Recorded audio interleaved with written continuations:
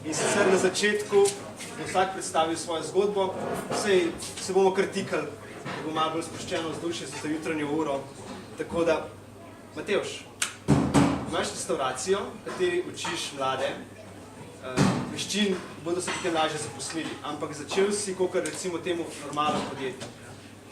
Tako malo več poveš, kako si potem prišel iz normalnega podjetništva v socialno. Ja, živel sem skupaj. Jaz ne znam govoriti pravilno slovensko, tako da, če kdo ne bo razumel, dajte povedati, bom prevedel. Jaz sem začel svojo zgodbo z Gnjoki Summer Festivalom v Ajdušni. To je bil en festival, smo ga štartali bolj malo za žurko. Tretje leto smo imeli tam okoli 5000 obiska v 2 dneh. Tiskrat ne smo delili za denar, smo delili za vesele. In že tiskrat sem videl, da če deliš nekaj za vesele, gre dosti bolj hitro in se razvija dosti bolj hitro, kot če deliš sam za denar. Potem sem pa v enem trenutku, ki sem bil star, po mojem, tam je 16, prebral knjigo od Richarda Bransona, Kako sem izgubil nedolžnost. In tista knjiga je nekako obrnila vse skupaj, ker v tam noter pa prav zapiše, da pač treba je delati za vesele in ne za denar, ker če delaš za vesele, denar pride sam. Pa se vse tu še malo bolj razvivalo naprej in zdaj par let nazaj so prišli prvi tajkuni, naši slovenski, in v Ajdušni smo tudi imeli enega, ki je bil prej najbolj spoštovana osebnost tega sveta in je bil Boki Batina, pa kar naenkrat je šel v zapor in po mojem bolj kakor ga je bolelo tu, da je izgubil svoj položaj oziroma denar, ga je bolelo tu, da je izgubil pač zaupanje strani ljudi.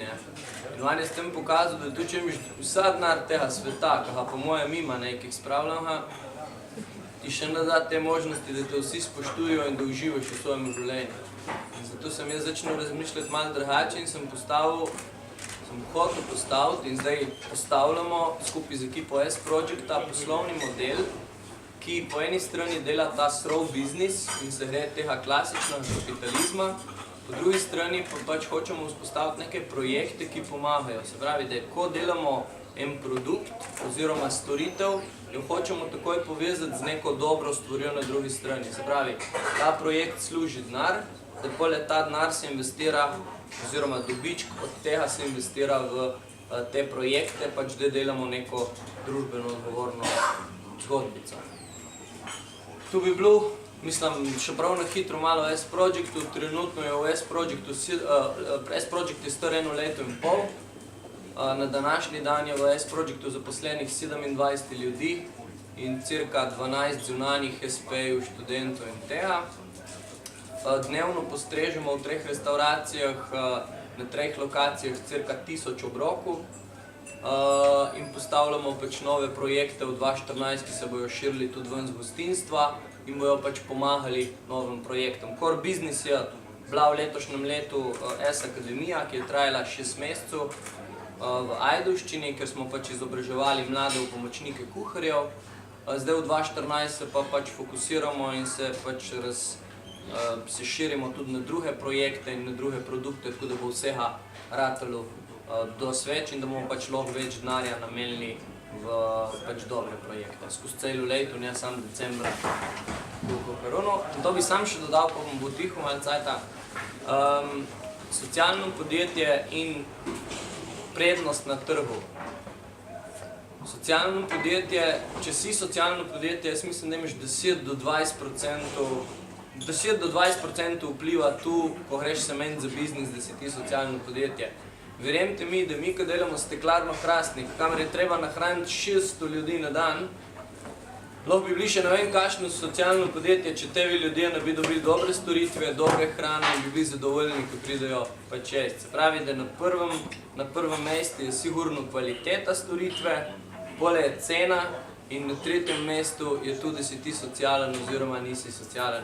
Ker če ne znaš delati tega, kar praviš, da znaš, je brez veze pač, da delaš.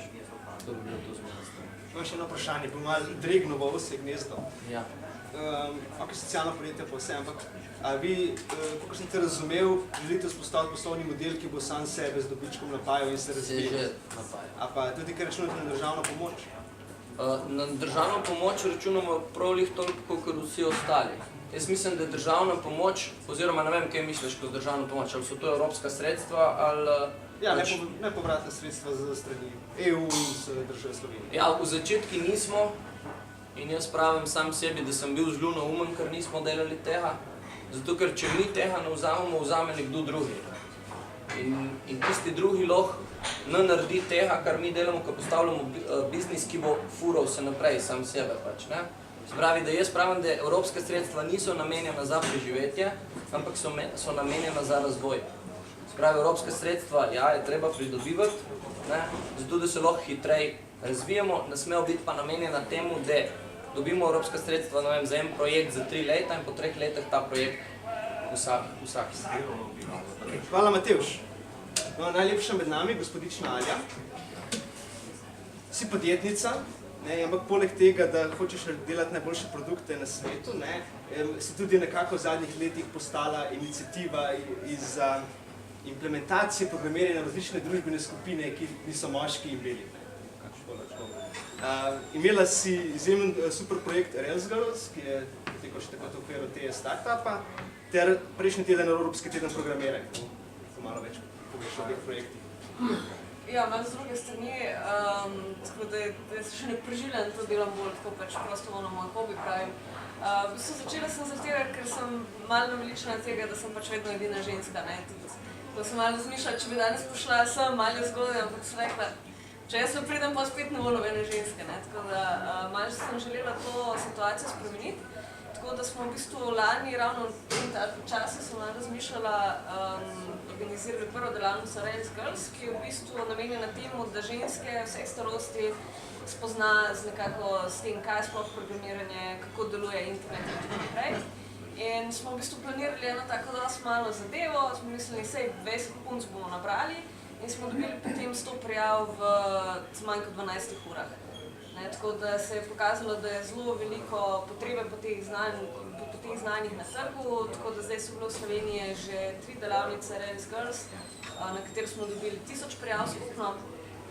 Delali smo tudi marca in verjetno bomo tudi spet naslednje leto posebno delavnico v sodelovanju s Freejem, se pravi fakulteto za računalništvo za dijakinje, se pravi, da se pač srednješolke, ki še malo razmišljajo, kaj bi šle študirati, mogoče malo pokaže, da računalništvo ni samo za fante, pa da ni dolgočasno.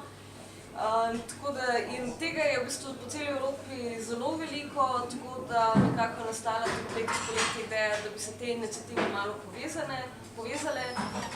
In ker pač sem nekako imela to srečo, da sem mlada svetovalka podpredsednici Evropske komisije za digitalno agendo, sem dala pobudo za Evropski teden programiranja, ki je bil v bistvu tak tudi spet mal eksperiment in se spet pokazalo, da je ogromno zanimanja za ta znanja. V bistvu prejšnji teden je bilo po celi Evropi 300 dogodkov, ki so bili organizirani praktično v enem mesecu. Recimo na Hrvaškem je sodelovalo v tem tednu programiranja kar 60 šol, ki so pač v sklopu pouka malo vključili programiranje, na ta način razmišljanja. Tako da zaenkrat je bilo to vse pač prostovoljno, naš budžet je bil 0,0 evrov, kot rada rečem. Je pa v bistvu toliko zadeva uspešno, da pač že razmišljam, kako bi se dalo to omogočiti, tudi malo bolj sustainable narediti. Ampak je pač potem, ker delam tudi drugače v startupu, ki mi je dosti zanimivo, zato da treba pač najti eno ekipo.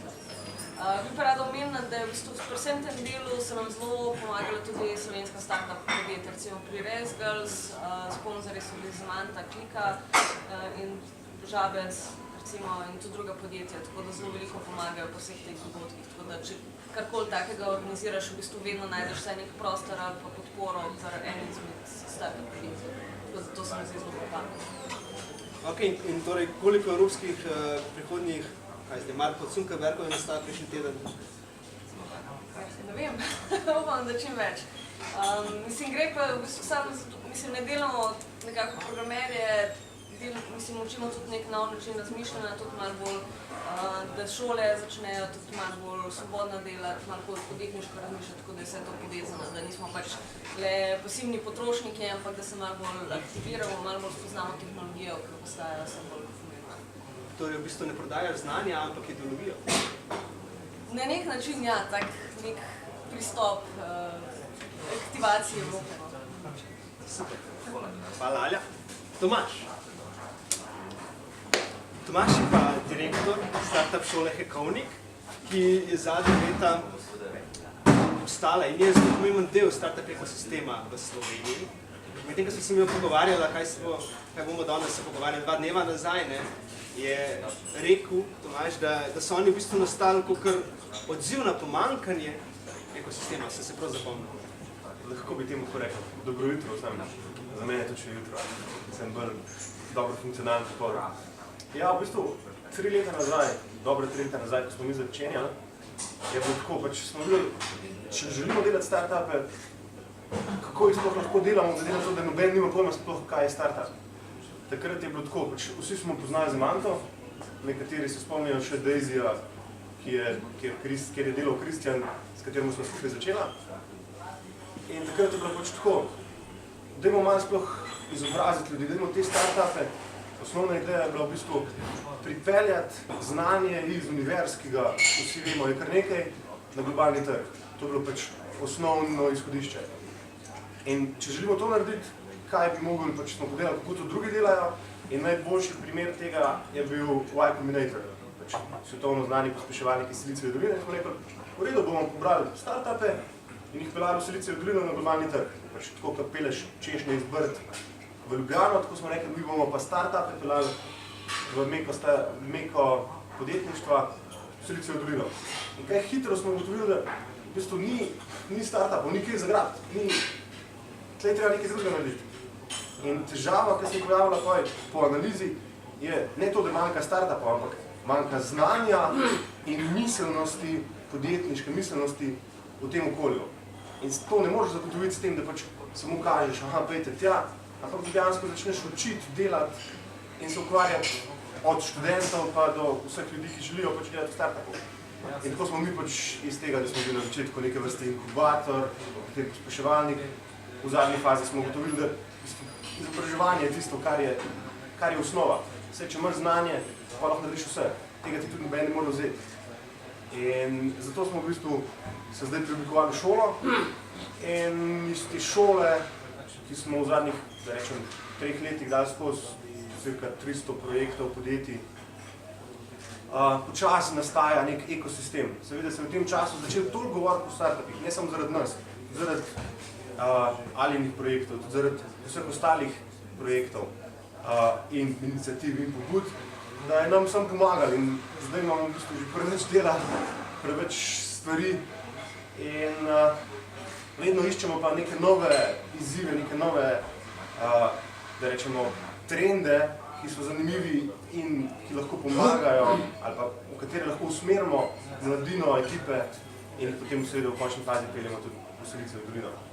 Tako da, ne moram reči, da smo samo zaradi nas nastal okolje, ampak pomagamo ga soustvarjati, ker vidimo potencial. Velik potencial leži v univerzah, v inštitutih, predvsem v tem znanju. Pač navadno aplikacijo narediti, tukaj si primerljiv z nekim Kitajčkom, pač Kitajček ne spi, ti hočeš cipati, si že izgubil. Medtem kot, če govorimo o tehnologijah, o 10-letnih raziskavah, ki jih imamo v Sloveniji, tukaj smo mislili, da smo lahko konkurenčni in tukaj je še velik potencial, da se tega nekaj naredi. Seveda zato rabijo pa rabimo študentje in vsi ostali znanje kot prvo in spremembo te miselnosti. To pa najlažje dosežemo po naših izkušnjah, da pač prvič vidiš neke zglede, ki počasi nastajajo in drugič, da greš pogledati, kako to drugi delajo.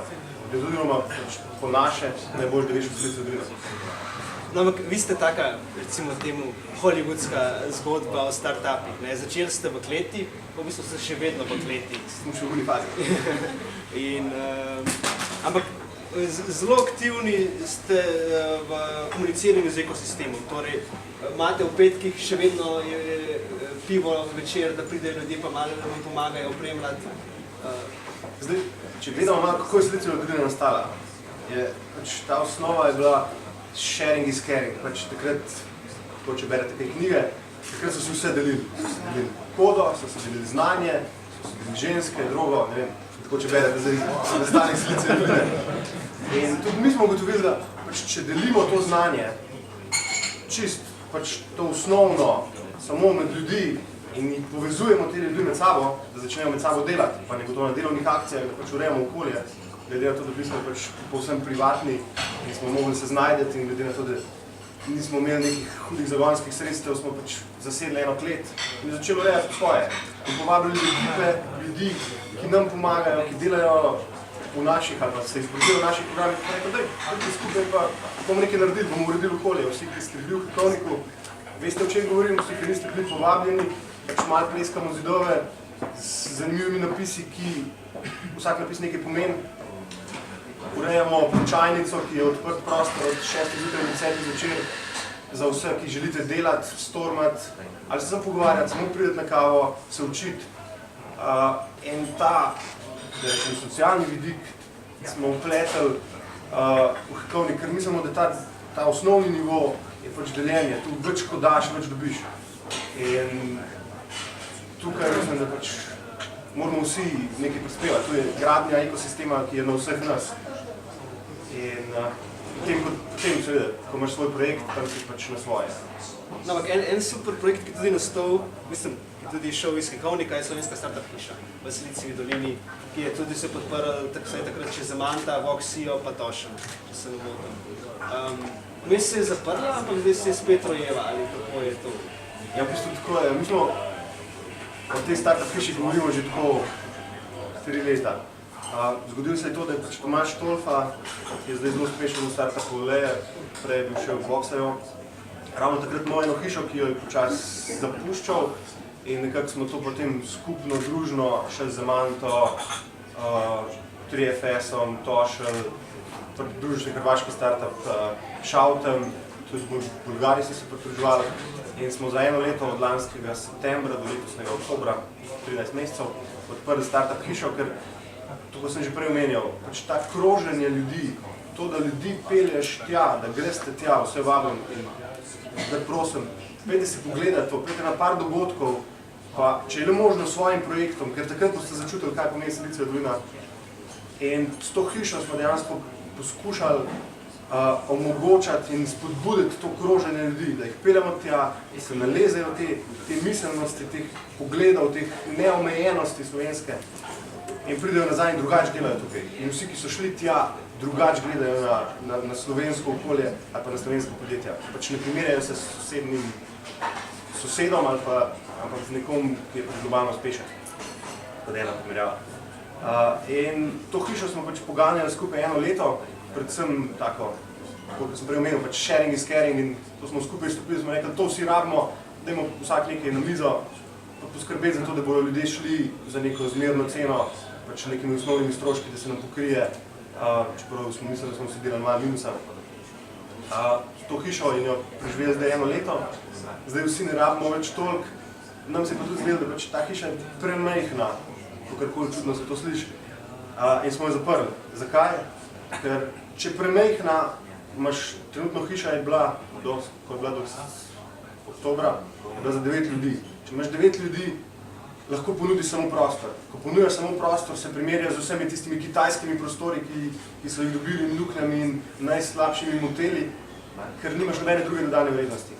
To, kar želimo zdaj narediti, pridobivamo partnerje, vabimo vas, da pridete na našo spletno stran hekovnik.com/garage, postavljamo novo inicijativo, ker bi želeli dobiti toliko veliko kritično maso, zato smo povabili tudi izven Slovenije, se širimo izven Slovenije, pa celo jugovzhodno Evropo, da zberemo dovolj kritične mase, da odpremo veliko hišo, ki bo lahko živela kot nek svoj ekosistem. Seveda ne želimo imeti samo Slovencev tam, da ne bo izgledalo, kot da smo tam nek geto, ampak da se pač že ta znanje deli med startupi iz tega dela Evrope in seveda čim bolj povezuje z ekipami, podjetniki Silicijeve doline. Ker namen je, da greš tja in se družiš tam, ne da greš tja in spet delaš z istimi ljudmi kot tukaj. To loži tukaj, snajš. In to startup hišo bi radi v naslednjem letu, v koncu leta, ponovno zaštartali, malo večjo. Želimo si, da je tam nekdo iz ekosistema od tam, oziroma od tukaj, ki lahko vzpostavlja te povezave, da ko pridete v startup hišo, dobite neke prve feedbacke, vas povežejo s partnerji, z investitorji, usmerjajo na dogodke in da ni samo hiša, ampak je še ta pomoč in podpora tudi tam prisotna. Ampak to pri 9 ljudeh ne moreš delati pri 20 lahko. Ampak 20 ljudi vsak dan, čez celo leto je Slovenija, nažalost, še premeta. Hvala. Zdaj pa vprašanje za vse tri. In sicer, glede na to, kaj vsi delate, te vaši projekti, če bi vi naredili nevladno organizacijo, ki bi delala točno to, kar zdaj delate, bi lahko zraven počrpali še malo evropskega pa slovenskega državnega denarja in bi lahko bili med nevladnem sektorju, ampak vsi to delate za biznis oziroma zraven poleg svojih dejavnosti. Tako da me zanima, ali vi, ko delate vse te projekte, ali mislite, da izvajate dobrodelnost, ali je to za vas business as usual? Kar smo ti začel. To je biznis. Nisem nikoli pomislil, da delam dobrodelen projekt, zato ker sam moram preživeti, oziroma lahko da na začetki malo. Sam pa vidiš takoj, da pač, če nimaš denarja, da preživiš, je brez veze, oziroma si lahko še ne vem koliko dobrodelen, če ne boš imel za preživeti, ne boš mogel tega več delati naprej. Tako da pač zdaj vidim vsak pač, dajmo reči temu dobrodelen biznis, ki ga postavljamo, moramo prvo videti, kako se bo pokril. In šele, ko se pokrije, gremo v neha. Ker lahko smo še ne vem koliko živimo v idealnem svetu, dragi moji, brez denarja ni muzike. Tako da mora vse prvo piti vodo in pole lahko delamo druge stvari od tega. Hvala, gospodičo. Ja, pri meni je malo drugače, pač jaz delam druge stvari zato, da lahko imam te večerne hobije, ampak mislim, ne vidim to kot, nisem nikoli o tem razmišljala kot neko dobrodelnost, pač moje delo bo nek odziv na situacijo na trgu in vidim pač neko priložnost, da lahko v prostem času nekaj pomagam in v bistvu to, mislim, podobno, Tomažem delajo podobne stvari, to se v bistvu vrača v ekosistem in s tem v bistvu vsi profitiramo. Več kot znanje na trgu, več je priložnosti, nekomu bo vse na koncu uspelo in bomo vsi nekaj z tega imeli, bolj v tej smeri razmišljamo. Nekaj dodal? Zdaj se moram vprašati, kaj je dobrodelnost. Če delaš dobra dela oziroma nekaj dobrega narediš.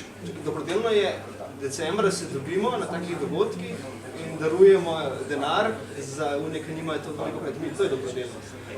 Jaz mislim, da če nekomu pomagam, mu ta denar ga bo sam zaslužil, ga bo bolj cenil in je to večje dobro delo, kot da mu dam denar. Pač se vemo to.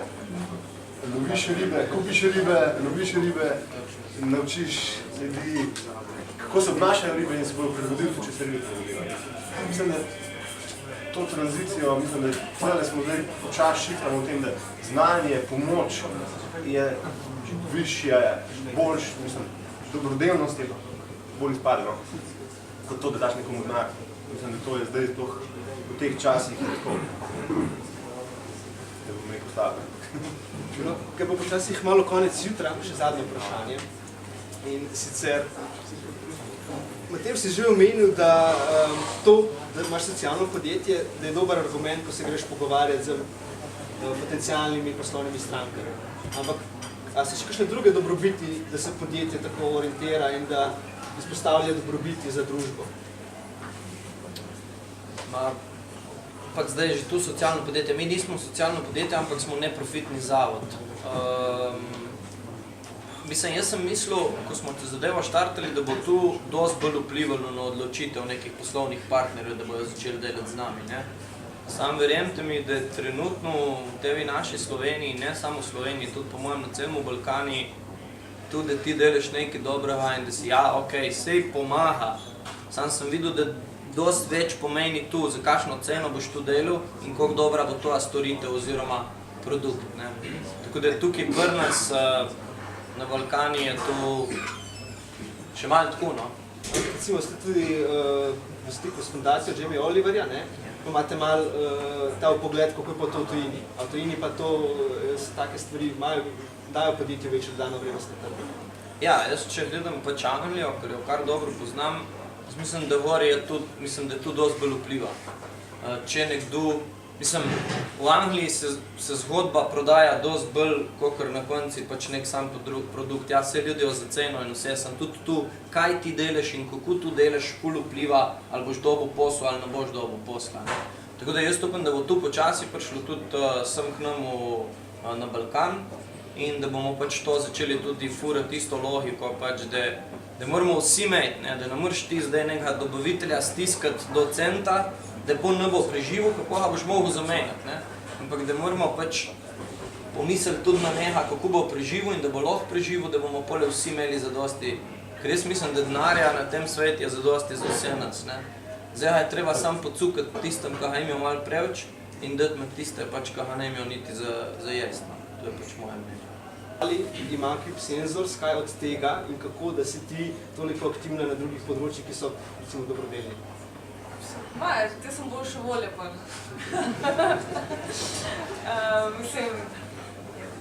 Vedno niso tako direktne koristi, ampak tudi, ko delaš nekaj takega iz srca, se ustvarjajo neke nove povezave in ti potem na nek nepričakovan način lahko se mogoče kdaj vrne. Ampak ne gre za to, gre pač, gre predvsem za veselje, pa kot je prej že Tomaž omenjal, tudi pač krepitev ekosistema, da se ustvarja ta kultura, pozitivna izmenjava znanja, več kot znanja bomo imeli, bomo vsi na boljšem. Tako da, bolj z tega stališča.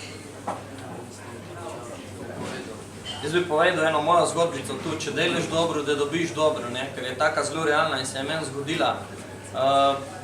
Jaz imam s partnerjem eno firmo v Angliji, ko uvažamo slovenske prehrambene produkte in jih prodajamo v restauracije, Pacino, Jamija in vse druge. In kako je prišel do prvega večjega biznisa, ker sodelujemo tudi s fundacijo Jamija Oliverja, sem jaz šel na eno njihovo večerjo pomagati pomivati posodo zastojni. In na tisti večeri je z mano pomival posodo en gospod. In pač jaz sem pomival posodo, mu malo razlagal njemu, ko je tudi treba delati, ker sem videl, da mu ne gre prav najboljši. In v bistvu po sami večeri pride do mene pač eden fundacije in mi reče, če vem, kdo je bil tu, ki z mano pomival, sem rekel, ne, pač eden, ki mu ni tu prav najbolj znano, ko se to dela.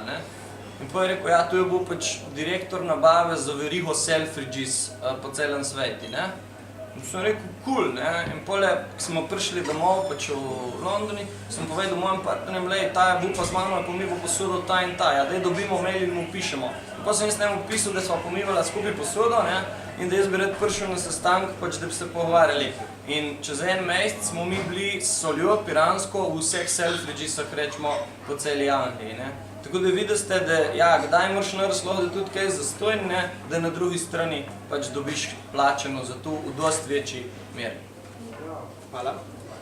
Tomaž, kaj pa Kekekovnik dobo nazaj od vsega investiranja v ekosistem?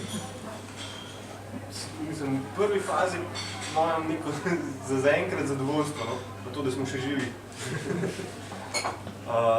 Mislim, to, da delaš startup je res tako bumpy ride. Vidiš vse nove projekte, vidiš, kako enem res gre, kako enem res ne gre. Mogoče tukaj bi se dotaknil čist problem, en večjih problemov, ki jih imajo slovenski startupi, je ta pogled na trg. To, da se sploh vprašajo, a to, kar jaz delam, sploh komu rešuje kakšen problem, prinaša neko dodano vrednost. In to sploh še bolj tehnoloških ali pa bolj tehničnih poklicih, ko si inženirji, mi bomo zdaj nekaj naredili. In to, da pomagaš tem ljudem, da se usmerijo, pa obrnejo, pa začnejo spraševati pravo vprašanja, pa vidijo, mogoče pa moram malo drugače zastaviti. Tle pa vidiš, da ko ljudem to razlagaš, ljudje začnejo se med sabo pogovarjati, širijo to naprej in že ta val, da z ljudmi, s katerim nisi nikoli govoril, vejo zate, vejo, da pač delaš nekaj dobrega, pridejo do tebe, te pohvalijo, mislim, da je že to neka dobra stran, kaj si dobil.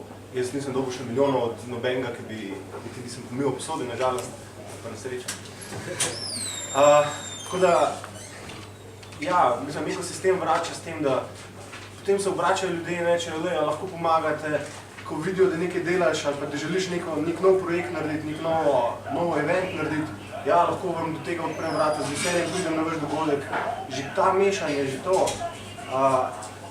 ta pomoč je tako, mislim, že nam veliko pomenil. Najlepša hvala. Nič, drage dame in dragi gospodje, upam, da ste uživali v tem kratkem pogovoru in da ste ugotovili, da je biti dobrodelen dobro vso leto, da je tudi dobro za biznis. Hvala, da ste prišli v tej zgodnji uri in se vidimo prihodnji mesec. Pa ne pozabite na našo želeno škatlo v ozadju in na naše mlade podjetnike v Novem mestu. Najlepša hvala za pozornost.